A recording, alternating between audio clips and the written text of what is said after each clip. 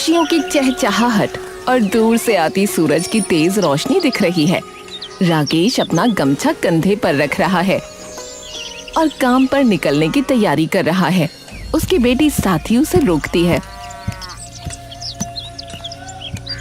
पिताजी, आज आप ढाबे पर मत जाइए ना। देखिए, अभी सुबह के 7 भी नहीं बजे हैं और बाहर कितनी तेज धूप हो गई है। अरे बेटा, अगर मैं काम पर नहीं जाऊंगा तो हमारा गुजारा कैसे होगा? बैसाख की गर्मी है, ये तो ऐसे ही तपेगी। पर पिताजी, उस ढाबे की भट्टी के सामने आपको कितनी तकलीफ होती है। माँ होती तो वो भी आपको आज इस चिलचिलाती धूप में बाहर नहीं जाने देती। तुम्हारी माँ को गुजरे 5 साल हो गए साथी। अब उसकी यादें ही मेरी ताकत है। तो चिंता मत कर, मैं जल्दी लौट आऊंगा। राकेश अपनी पुरानी साइकिल बिजली की ओर बढ़ जाता है। साथी उसे दरवाजे से उदास नजरों से देख रही है। राकेश बड़ी सी कड़ाही में सब्जी चला रहा है। भीषण गर्मी और भट्टी की आंच से उसका चेहरा लाल हो चुका है। ढाबे का मालिक पीछे से चिल्लाता है, अरे राकेश, अरे भाई हाथ जल्दी चला भाई। बाहर देख, ग्राहकों की भीड़ जमा हो गई है। लोग आधे घंटे से खाने का इंतजार कर रहे हैं और तू यहाँ कछुए की चाल चल रहा है। जी मालिक, बस 2 मिनट। गर्मी बहुत ज्यादा है, हाथ रुक रहे हैं। अरे गर्मी सबको लग रही है, बहाने मत बना, जल्दी कर वरना दिहाड़ी काट लूंगा। ग्राहक चिल्ला रहे हैं, उन्हें खाना पहुंचा। राकेश जल्दी जल्दी भारी कढ़ाई उठाने की कोशिश करता है। अचानक उसे चक्कर आने लगता है। सब कुछ धुंधला दिखने लगता है। वो अपनी आंखों को जोर से बंद करता है और फिर से काम करने की कोशिश करता है। नहीं, मुझे रुकना नहीं है। साथी का कॉलेज, उसका भविष्य, मुझे काम करना ही होगा। अचानक राकेश के हाथ से करछी छूट जाती है और वो अपना सर पकड़कर वहीं भट्टी के पास जमीन पर गिर पड़ता है। अरे ये क्या हुआ है? अरे राकेश उठ, अरे ओ राकेश। लेकिन राकेश की आंखों में अब कोई हलचल नहीं। साथ ही एक स्ट्रेचर के पास रुकती है। डॉक्टर बाहर निकल रहे हैं।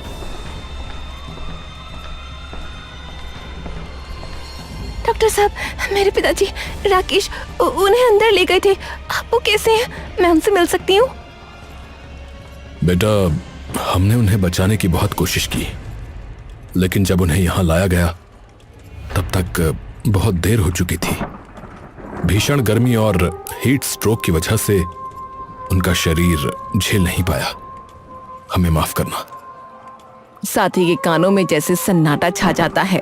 राकेश की शांत आंखें देख उसका कलेजा फट पड़ता है। पिताजी, पिताजी अब चुप क्यों है? सुबह तो आपने कहा था ना जल्दी लौट आएंगे।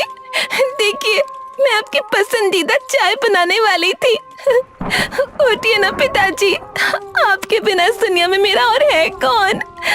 पिताजी, मैंने मना किया था ना, आज धूप बहुत तेज है, मत जाइए। क्यों मेरी बात नहीं मानी आपने? अब मुझे बेटा कहकर कौन बुलाएगा? पिताजी, आंखें खोलिए। अस्पताल के उस ठंडे गलियारे में साथी की चीखें गूंज उठती हैं, लेकिन राकेश हमेशा के लिए खामोश हो चुका है।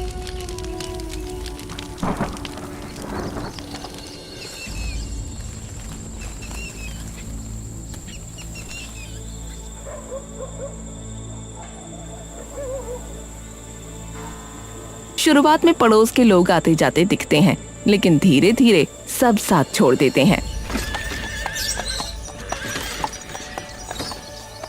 साथी खिड़की से बाहर देख रही है। पिताजी को गए 1 महीना बीत गया। शुरू में तो सब हाल पूछने आते थे, पर अब तो घर में राशन का दाना भी खत्म होने को आया है। कोई किसी का नहीं होता इस दुनिया में। साथी की नजर घर के बाहर खड़ी अपने पिता की पुरानी साइकिल पर पड़ती है, जो अब धूल से ढकी हुई है। उसे देखकर साथी की आंखों में चमक आ जाती है। नहीं, मैं हार नहीं मानूंगी। पिताजी ने मुझे खाना बनाना सिखाया है। मैं घर पर बैठकर भूखी नहीं मरूंगी। मैं इसी साइकिल को अपनी ताकत बनाऊंगी। पिताजी की मेहनत बेकार नहीं जाने दूंगी। साथ ही अपने पिता के पुराने बक्से से कुछ बचे हुए पैसे निकालती है। वो साइकिल को साफ करती है और बाजार से कुछ सामान लेकर आती है।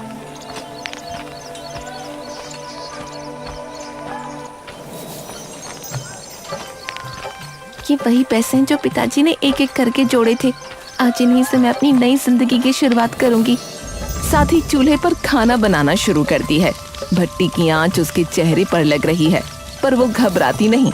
वो साइकिल के पीछे एक टोकरा बांधती है। पिताजी, आज आपकी बेटी घर से बाहर कदम रख रही है। बस अपना आशीर्वाद मुझ पर बनाए रखना। मैं दिखा दूंगी कि एक बेटी अपने पिता का नाम कभी डूबने नहीं देगी। साथ ही साइकिल पर गर्मा गर्म खाना लादती है और उसे लेकर गली में निकलने की तैयारी करती है। उसके चेहरे पर अब डर नहीं बल्कि एक हिम्मत है। साथ ही अपने पिता की साइकिल पर कढ़ी चावल और राजमा के बड़े बर्तन बांधकर गली गली घूम रही है। उसके साथ में ठंडा पानी भी है।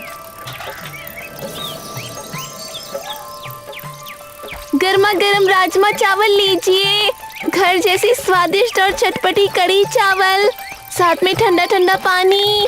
आइए, शुद्ध और साफ खाना खाइए। कुछ लोग इकट्ठा होते हैं। साथ ही फुर्ती से थाली लगानी शुरू करती है।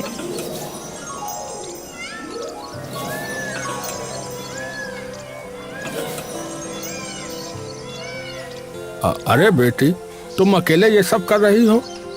चलो एक थाली राजमा चावल तो खिलाओ, और हाँ, ऊपर से थोड़ी चटनी और प्याज ज्यादा डालना। जी भैया, मैं धंधे में कभी भी सिर्फ फायदा नहीं देखती, मैं ईमानदारी देखती हूँ। मेरे ग्राहकों का पेट भरे और उन्हें खाने के बाद एक सुकून भरी डकार आ जाए, तभी मैं समझती हूँ कि मेरी मेहनत सफल हो गई। ग्राहक खाना खाकर डकार लेता है और बहुत खुश दिखता है। वाह बेटी, मजा आ गया। ऐसी कढ़ी और राजमा तो मैंने बड़े बड़े होटलों में भी नहीं खाई।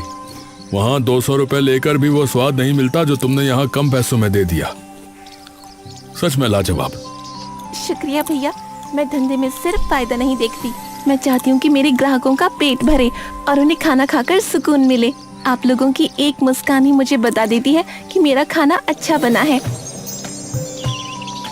अरे वाह, वाकई माइंड ब्लोइंग स्वाद है। अब बेटा, एक थाली और पैक कर दो, घर ले जाऊंगा। तुम्हारी ईमानदारी ही तुम्हारा सबसे बड़ा स्वाद है।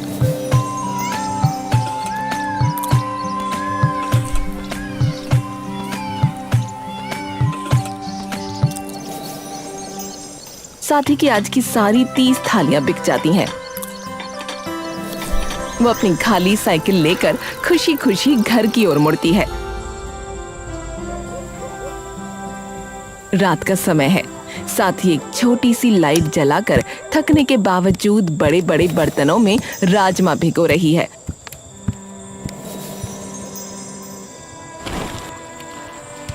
और मसाला तैयार कर रही है।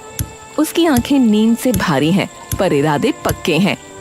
मेहनत तो बहुत है, पर पिताजी कहते थे कि स्वाद मसालों में नहीं लगन में होता है। सुबह होने तक सब तैयार करना है।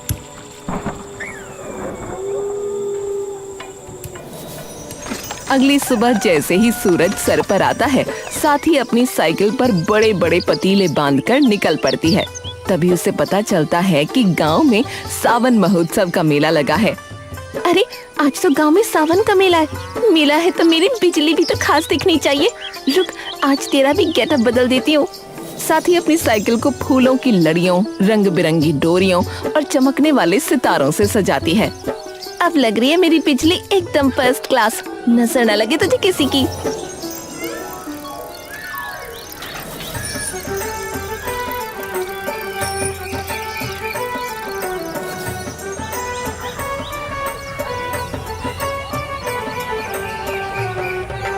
मेले में पहुंचते ही साथी के राजमा चावल और कढ़ी चावल की खुशबू फैल जाती है।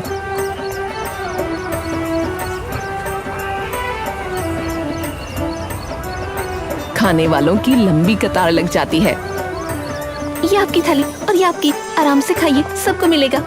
भीड़ में कुछ युवक अपने मोबाइल निकाल लेते हैं और साथी का वीडियो बनाने लगते हैं। अरे दोस्तों देखो, यह है हमारे गांव की कढ़ी चावल वाली सुपर गर्ल। कितनी मेहनत कर रही है। और स्वाद तो बहुत ही लाजवाब है। कुछ दिनों बाद गांव का एक लड़का दौड़कर साथी के पास आता है। साथी दीदी, आप तो पूरे सोशल मीडिया पर छा गई हैं। देखिए, आपके वीडियो पर लाइक और कमेंट्स की बाढ़ आ गई है। आप तो रातों रात वायरल हो गई हैं। क्या सोशल मीडिया वायरल? मुझे तो इन सब के बारे में पता ही नहीं था। मैं तो बस अपनी मेहनत कर रही थी।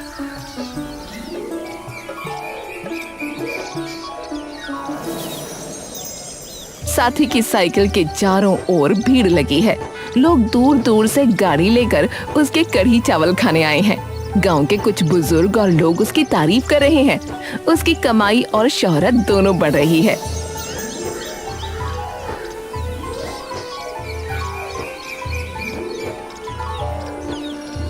अरे वाह साथी बेटी, वाह क्या बात है। तुम तो रातों रात हीरो बन गई बिटिया। बहुत बढ़िया बेटिया, तूने तो अपने पिता का नाम रोशन कर दिया। भीड़ में लोग बातें कर रहे हैं। अरे भाई, ऐसी स्वादिष्ट कढ़ी तो शहर के होटलों में भी नहीं मिलती। साथी मुस्कुराकर सबको खाना परोस रही है। दुकानदार खाली बैठे हैं क्योंकि उनके सारे ग्राहक साथी के पास चले गए हैं। ये कल की छोकरी हमारे धंधे पर लात मारने निकली है। जब से इसने अपनी साइकिल पर ये खाना बेचना शुरू किया है, हमारे पास तो मक्खियां मारने के दिन आ गए हैं। सही कह रहे हो भाई, लोग अब हमारे समोसे और मिठाई छोड़कर उस लड़की का कढ़ी चावल खाने के लिए लाइन लगाते हैं। इसकी सफलता हमें ले डूबेगी बता रहे। इस कलमुंडी की वजह से हमारी रोजी रोटी खतरे में है। हमें इसकी सफलता को रोकना ही होगा। इसकी बैंड तो बचानी ही पड़ेगी, वो भी हर हाल में। वो सब मिलकर साथी के खिलाफ कोई गहरी साजिश रचने की योजना बनाने लगते हैं और ईर्ष्या में आकर उसको राह से हटाने की तैयारी करते हैं। साथी अपनी साइकिल पर ग्राहकों को कढ़ी चावल परोस रही है।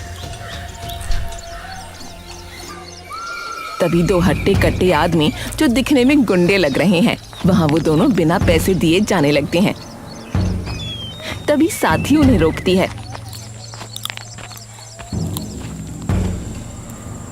अरे भाई साहब रुकिए, आपने खाने के पैसे नहीं दिए।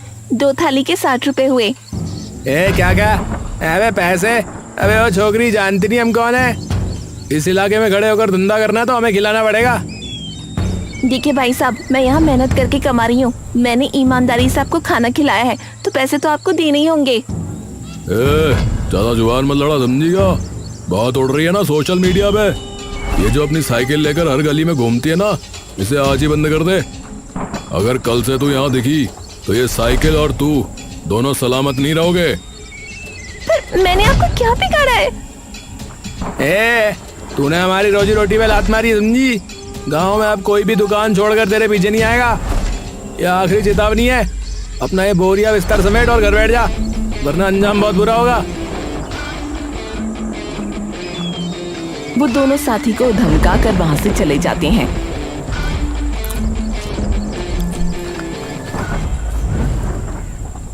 साथी सहम जाती है, लेकिन उसकी आंखों में अभी भी हिम्मत की चमक बाकी है।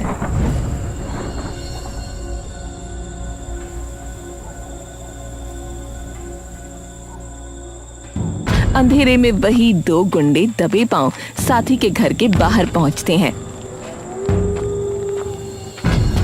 जहां उसकी साइकिल बिजली खड़ी है। उनके हाथों में लोहे की रॉड और लाठियां हैं। ये रही इसकी साइकिल। इसी के दम पे ये बड़ी बिजनेस वुमन बनती फिर रही है ना। आज जब ये पहिए नहीं घूमेंगे तो देखते हैं कल ये कढ़ी चावल कहाँ बेचने जाएगी। यहाँ अबे हवा में बेचेगी और क्या। दे ताली, चल भाई चल, शुरू हो जा। वो दोनों बेरहमी से साइकिल पर बार बार वार करना शुरू करते हैं और पूरी साइकिल को तहस नहस कर देते हैं। काम खत्म करके वो अंधेरे में भाग जाते हैं।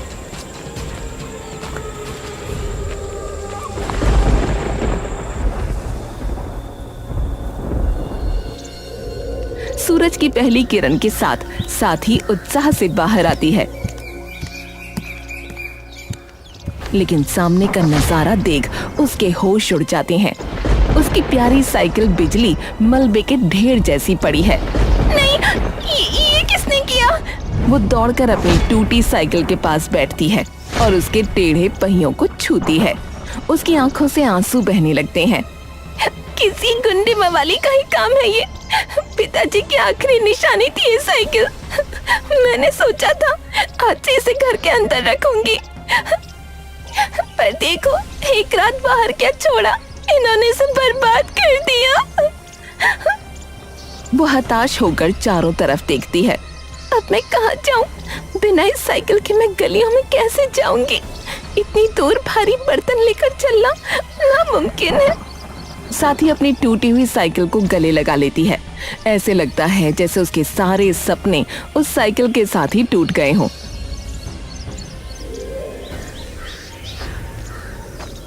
साथ ही अब अपने सर पर कढ़ी चावल का छोटा सा बर्तन और हाथ में पानी की बोतलें लेकर पैदल गलियों में घूम रही है।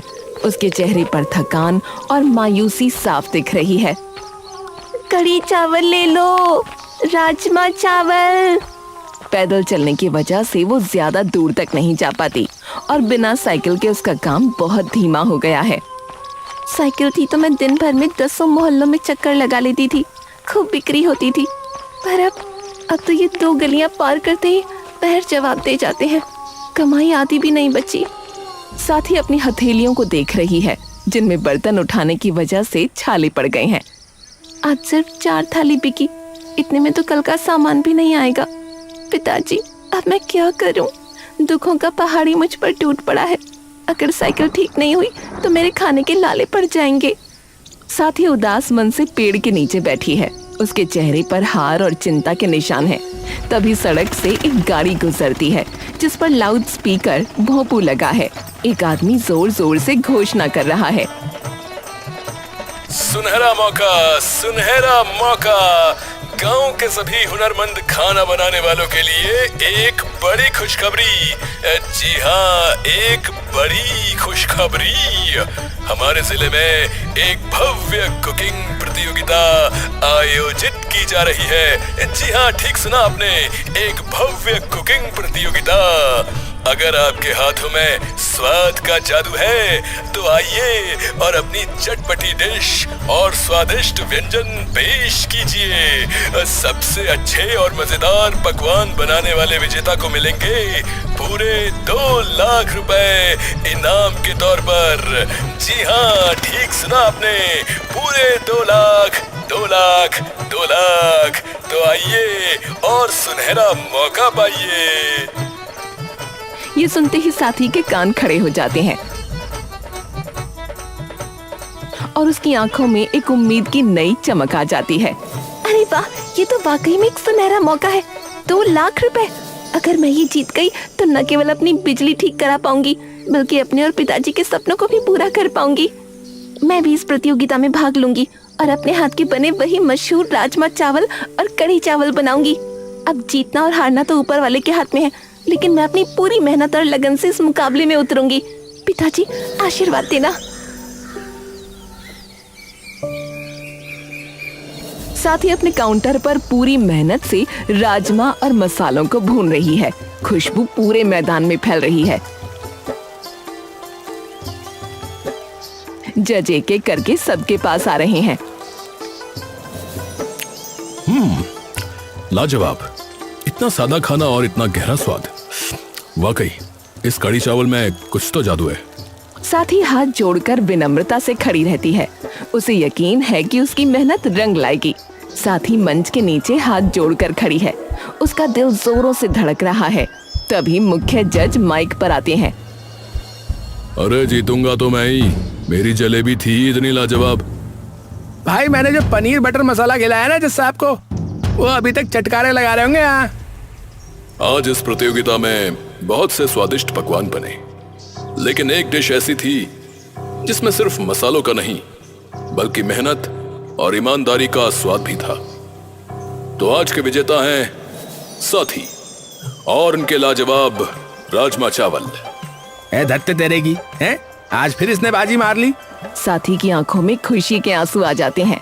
वो मंच पर जाती है और उसे पूरे 2 लाख रुपए का चेक और ट्रॉफी दी जाती है। ये जीत मेरी नहीं, मेरे पिताजी की है, जिन्होंने मुझे सिखाया था कि ईमानदारी से बड़ा कोई धंधा नहीं होता। कुछ महीनों बाद साथ ही सबसे पहले उन पैसों से अपनी टूटी साइकिल बिजली को ठीक करवाती है। अब वो साइकिल बिल्कुल नई नवेली और चमकदार दिख रही है।